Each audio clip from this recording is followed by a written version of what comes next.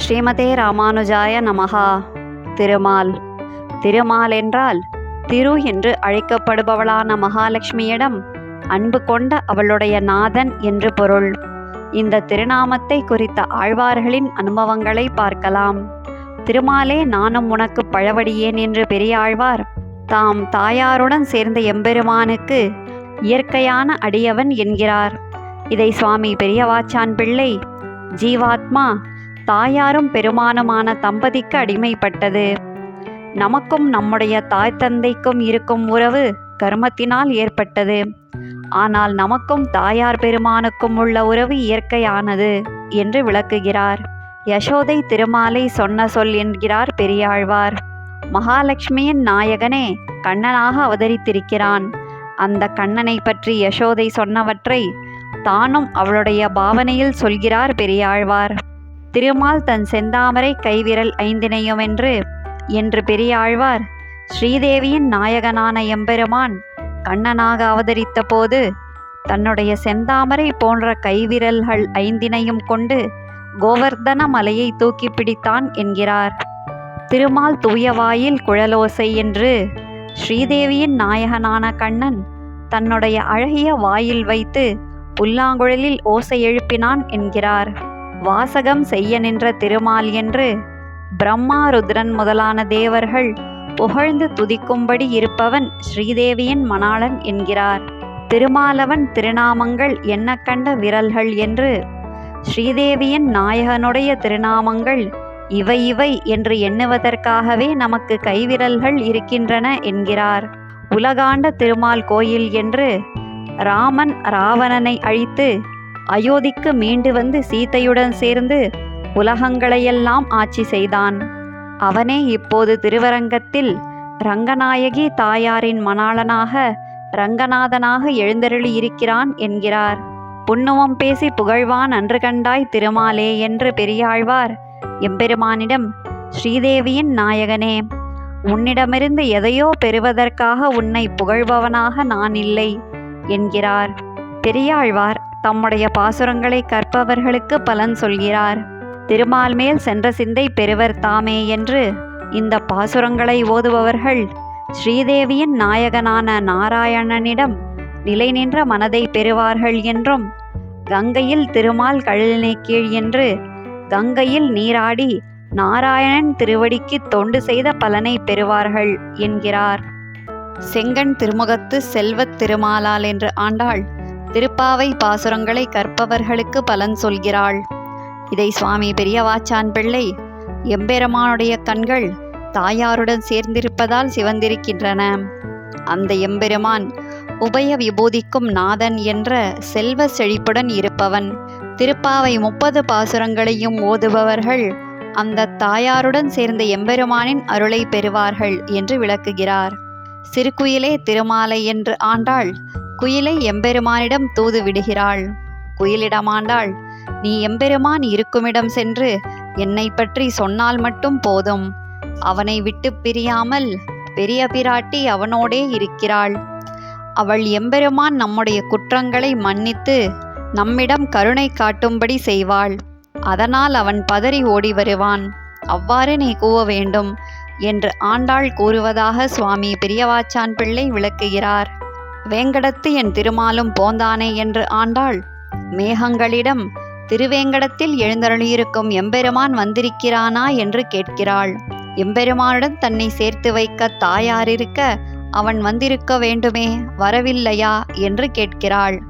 திருமால் உருவொளி காட்டுகின்றீர் என்று ஆண்டாள் தாயாருடன் சேர்ந்திருக்கும் போது எம்பெருமான் திருமேனியின் கருமை நிறம் ஒளி பெற்றிருப்பான்.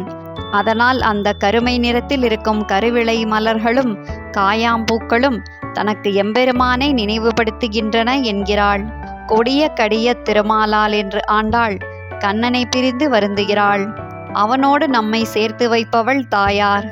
ஆனால் தான் அவனுடன் சேரப்பெறாததால் தாயாரின் நாதனானவன் இரக்கமில்லாதவன், கருணை காட்டாதவன் என்கிறாள். அழிநன்குடைய திருமாலை என்று எம்பெருமான் கருணை நிறைந்தவன் என்றும் அந்த கருணைக்கு பெரிய பிராட்டியின் சேர்த்தியே காரணம் என்கிறாள். திருமாலடி சேர்வர்களே என்று ஆண்டாள் தன்னுடைய பாசுரங்களை ஓதுபவர்களுக்கு பலன் சொல்கிறாள். ஆண்டாள் தாயாருடன் சேர்ந்த எம்பெருமானுக்கு பணி செய்ய விரும்பி அது கிடைக்காததால் வருந்துகிறாள். அதனால் தன்னுடைய பாசுரங்களை ஓதுபவர்களுக்கு அந்த பேறு வருந்தாமல் கிடைக்கும் என்கிறாள். செடியாய வல்வினைகள் தீர்க்கும் திருமாலே என்று குலசேகர ஆழ்வார் திருவேங்கடமுடையானை மங்களாசாசனம் செய்கிறார். தன் அடியார்களின் கொடிய பாவங்களையும் போக்குபவன் எம்பெருமான். அதற்கு காரணம் அவன் ஸ்ரீதேவி நாயகனாக இருப்பதே. பாவங்களை எம்பெருமான் மன்னிக்கும்படி செய்பவள் மகாலட்சுமி தாயார் என்கிறார். திருமால் திருமங்கையோடாடு தில்லை திருச்சித்திரக்கூடம் என்று திருமங்கையாழ்வார் பெரிய பிராட்டியோடு கூடிய எம்பெருமான் வாசம் செய்யுமிடம் தில்லை திருச்சித்திரக்கூடம் என்னும் திவ்ய தேசம் என்கிறார். திருமால் தன் கோயில் என்று திருமகள் நாதனாய் எம்பெருமான் எழுந்தருளியிருக்குமிடம் அரிமேய விண்ணகரம் என்கிறார் திருமங்கை ஆழ்வார். மறை உரைத்த திருமால் என்று வேதங்களால் சொல்லப்படுபவன் திருமகள் நாதன் என்கிறார். திருமாலை வடமலையை பிரியாது என் மனத்திருந்த என்று ஸ்ரீதேவியின் நாயகன் திருவேங்கடத்திலிருந்து வந்து என் மனதில் வாசம் செய்கிறான் என்றும் நின்னடிக்கே அடிமை திருமாலே என்று அவன் திருவடிகளிலே கைங்கரியம் செய்யும் பேறு பெற்றேன் என்றும் கூறுகிறார். சேமத்துணையாம் செப்புமவர்க்கு திருமாலே என்று தம்முடைய பாசுரங்களை ஓதுபவர்களுக்கு பலன் சொல்கிறார் திருமங்கை ஆழ்வார். அவர்களுக்கு எப்போதும் ஸ்ரீதேவியின் நாயகன் துணையாக இருந்து காப்பான் என்கிறார். தேனும் பாலும் அமுதமாய திருமால் திருநாமமென்று திருமங்கை ஆழ்வார் தேன் பால் அமுதம் ஆகியவற்றை போல் இனிமையாக இருப்பவன் திருமால். அவனுடைய திருநாமங்களை நான் சொன்னேன், நீங்களும் சொல்லுங்கள் என்று உபதேசிக்கிறார். நாகனையில் துயில்வானே திருமாலே என்று ஆதிசேஷன் என்னும் படுக்கையின் மேல் பள்ளி கொள்ளும் ஸ்ரீதேவியின் நாயகனே என்று திருவழுந்தூர் பெருமானை மங்களாசாசனம் செய்கிறார் திருமங்கை ஆழ்வார். மணியை அணையுருவில் திருமாலை என்று சிந்தாமணி போன்றவனாய் அழகியதான வடிவையுடையவனாகவும் இருப்பவன் மகாலட்சுமி தாயாரின் நாயகன் என்கிறார். அமரர்க்கு அருள் செய்து வந்த திருமாலை என்று இரணியனை கொன்று அவனால் துன்புறுத்தப்பட்ட தேவர்களுக்கு நன்மையை செய்த ஸ்ரீதேவியின் நாயகனே கண்ணனாக அவதரித்து யசோதையால் கட்டுப்பட்டிருக்கிறான் என்கிறார். தனக்கு ஆக்கவல்ல பெருமான் திருமால் என்று தன் அடியார்களின் பாவங்களை போக்கி அவர்களை தனக்கென்று ஆக்கிக் கொள்பவன் ஸ்ரீதேவியின் நாயகன் என்கிறார். ஆமையான திருமால் நமக்கோர் அரணே என்று கூறுமாவதாரம் எடுத்து ஆமையுருவில் வந்த ஸ்ரீதேவியின் மணாளனே நமக்கு காப்பாளன் என்கிறார். பாவம் அகல திருமாலை என்று ஸ்ரீதேவி தாயாரை முன்னிட்டு அவள் நாயகனான எம்பெருமானை பற்றினால் நம் பாவங்கள் அகலும் என்கிறார். திருமங்கை ஆழ்வார் பரகால நாயகியாக எம்பெருமானை பிரிந்து வருந்துகிறார். அப்போது அவர் வளர்த்த கிளி ஸ்ரீதேவியின் நாயகனான எம்பெருமானுடைய திருநாமங்களை சொல்ல அதை கேட்ட பரகால நாயகி மகிழ்ந்து திருமாலை பாடக் கேட்டு என்கிறார்.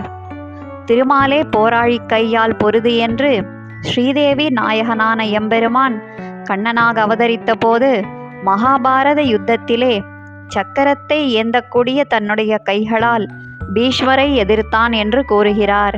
திருமாலை கைத்தொழுவர் சென்று என்று தேவர்கள் அனைவரும் சென்று மகாலட்சுமியின் நாதனை கைகூப்பி வணங்குகிறார்கள் என்கிறார் பொய்கை ஆழ்வார்.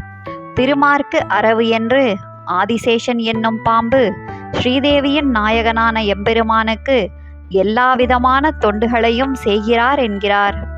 எம்பெருமான் சென்றால் குடையாக, அமர்ந்தால் சிம்மாசனமாக, நின்றால் மரவடியாக, சயனித்தால் படுக்கையாக என இவ்வாறு அனைத்துமாகவும் இருப்பவர் ஆதிசேஷன் என்கிறார். எல்லா உலகங்களும் படைக்கப்படுவது ஸ்ரீதேவியும் நாராயணனும் சேர்ந்து செய்யும் சங்கல்பத்தால் என்பதை திருமால் தன் புந்தியிலாய புணர்ப்பு என்கிறார். திருமாலை அல்லது தெய்வமென்றேத்தேன் என்று பொய்கையாழ்வார் பெரிய பிராட்டியின் நாயகனை தவிர வேறு எவரையும் தெய்வமென்று ஏற்க மாட்டேன் என்று உறுதியாக கூறுகிறார். திருமாலே நின்னடியை வந்திப்பர் காண்பர் வழி என்று எம்பெருமானிடம் ஸ்ரீதேவியின் நாதனே, உன்னுடைய திருவடிகளில் பணிபவர்கள் பரமபதம் செல்லும் வழியை காண்பார்கள் என்கிறார். தேனாகி பாலாம் திருமாலே என்று தேன் பால் போல் இனிமையானவன் ஸ்ரீதேவியின் பதியான எம்பெருமான் என்கிறார் பொய்கை ஆழ்வார். காய்க்கெறிந்த தீமை திருமாலே என்று கண்ணனாக அவதரித்த திருமகள் நாயகனின் வீரச் சரித்திரத்தை கூறுகிறார் பூதத்தாழ்வார். ஒரு அசுரன் கன்றின் வடிவாகவும் ஒரு அசுரன் விளாம்பழத்தின் வடிவாகவும் வர, கன்று அசுரனை தூக்கி எறிந்து விளாம்பழ அசுரன் மேலெறிந்து இருவரையும் கொன்றான் கண்ணன் என்கிறார். நீண்ட திருமாலே என்று நினைப்பதற்கு அரிய பெருமையுடைய லக்ஷ்மிநாதனே என்று எம்பெருமானை அழைக்கிறார். மகிழ்ந்தது சிந்தை திருமாலே என்று ஸ்ரீதேவியின் நாயகனுடைய திருவடிகளை நினைத்து தம்முடைய மனம் மகிழ்ந்தது என்கிறார். நினைப்பன் திருமாலை நீண்ட தோள் காண என்று ஸ்ரீதேவியின் நாயகனுடைய அழகிய பெரிய திருத்தோள்களை எப்போதும் நினைப்பேன் என்கிறார். அழைப்பன் திருமாலை என்று நம் குற்றங்களை எம்பெருமான் மன்னிக்கும்படி செய்து அவனோடு நம்மை சேர்த்து வைப்பவள் ஸ்ரீதேவி தாயார். அவளோடு கூடிய எம்பெருமானை கூப்பிடுகிறேன் என்கிறார்.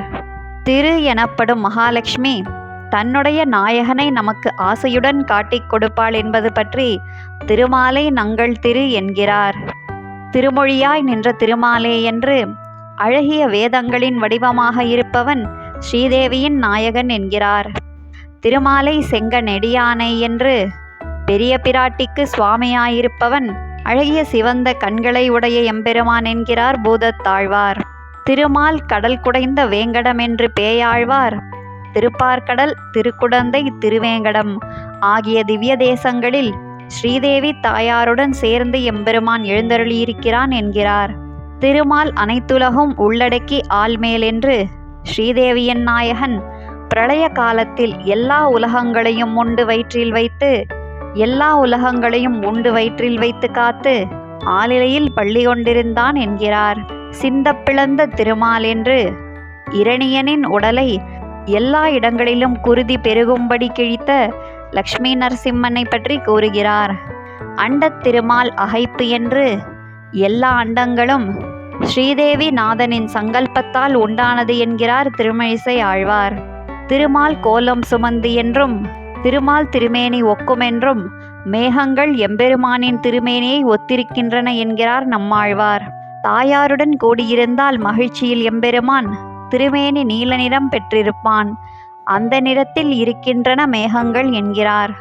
திருமாலவன் கவி என்று பெரிய பிராட்டியும் எம்பெருமானும் சேர்ந்திருக்கும் இருப்பை கூறும் தகுதியான பாசுரங்களை முழுமையாக கற்றேன் என்கிறார். திருமால் கொடியான் என்று பிரிவால் வருந்தும் நாயகியாக கூறுகிறார் நம்மாழ்வார். ஸ்ரீதேவியும் எம்பெருமான சேர்த்தியை காண கிடைப்பதே பெரும் பேறு. ஆனால் அதுவே இப்போது தம்மை துன்பப்படுத்துவதால் எம்பெருமானை கடியமனம் கொண்டவன் என்கிறார்.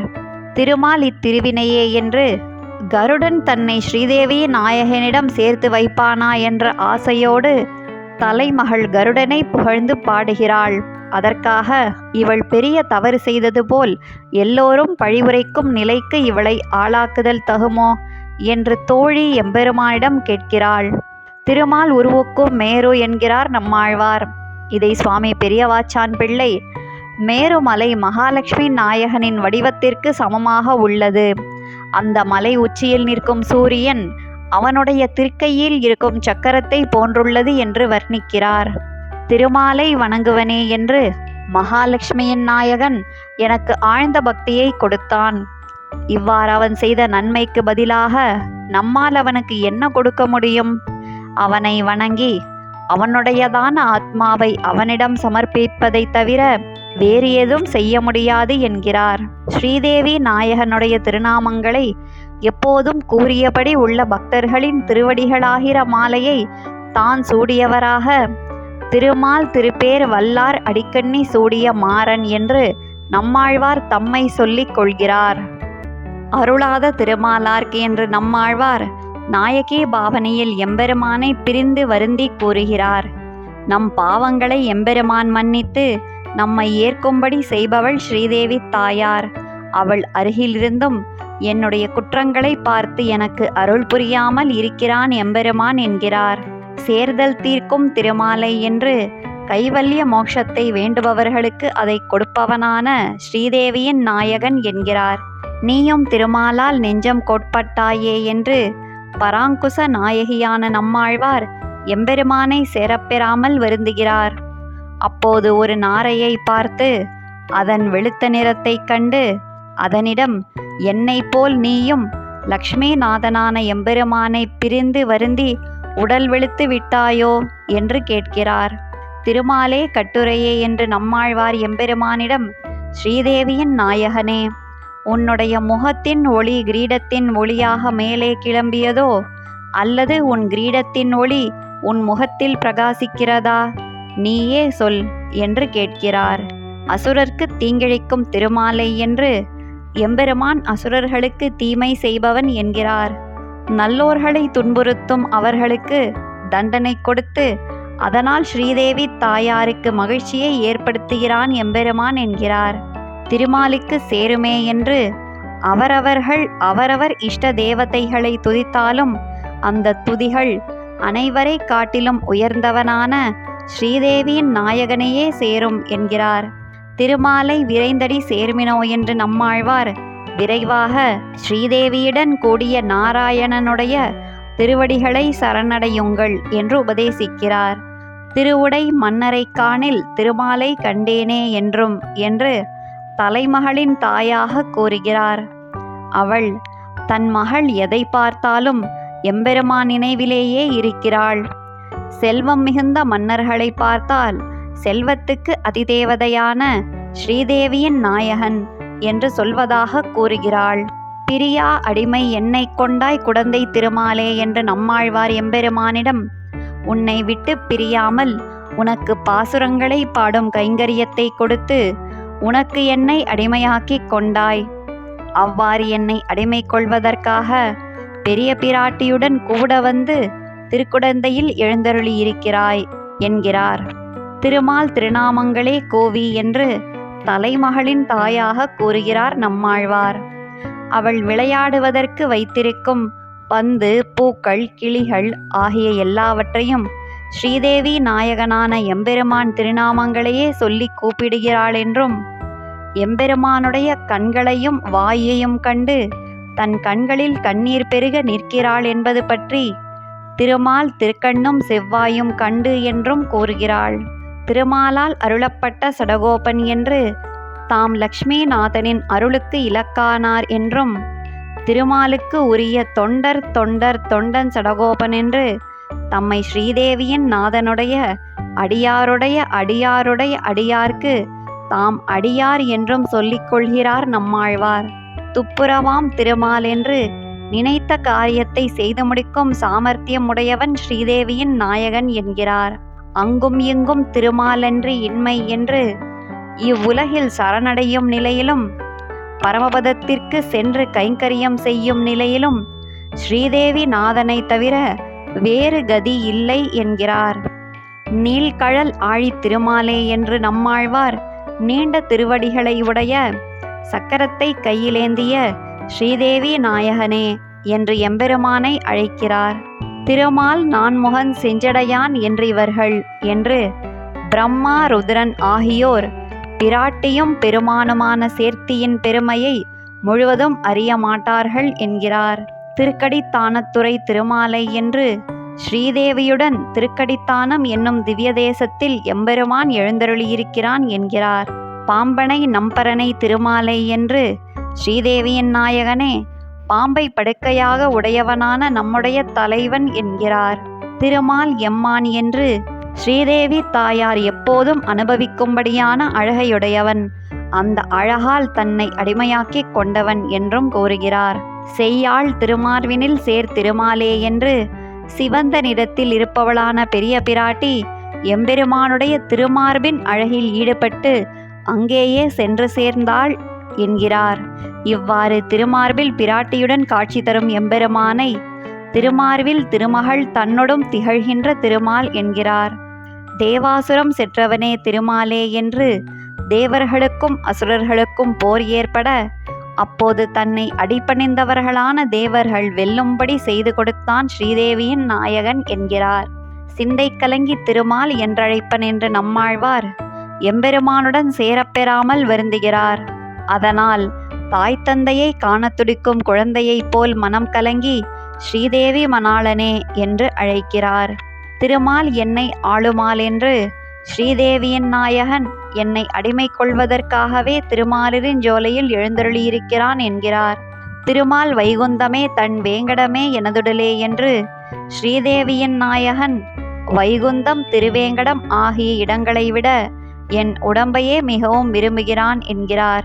திருமால் வந்து என் நெஞ்சு நிறைய புகுந்தான் என்று தம்முடைய மனதில் வேறு எந்த விஷயத்திற்கும் இடமில்லாதபடி வந்து ஸ்ரீதேவியின் நாயகன் நிறைந்து விட்டான் என்கிறார். திருமால் அடியார்களை பூசிக்க நோற்றார்களே என்று தம்முடைய பாசுரங்களை கற்பவர்களுக்கு பலன் சொல்கிறார் நம்மாழ்வார். திருவாய்மொழியை கற்று ஓதுபவர்கள் பெரிய பிராட்டி எம்பெருமான் சேர்த்தியில் தொண்டு செய்யும் பக்தர்களை ஆராதிக்கும் பாக்கியம் பெறுவார்கள் என்கிறார். ஆழ்வார் எம்பெருமானார் ஜீயர் திருவடிகளே சரணம்.